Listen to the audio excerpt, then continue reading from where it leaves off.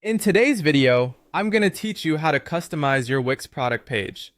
Whether you're looking to make slight design tweaks or overhaul the entire look of your store's product pages, these steps will guide you through the process.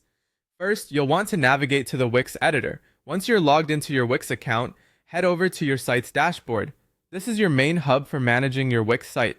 And from here, you can make various changes and updates. With the Wix editor open, locate the Pages and Menu option. You'll find this in the left-hand menu panel. Clicking on it will bring up a list of all the pages currently on your site. This is where you can control the structure and navigation of your site. Next, look for Store Pages within that menu.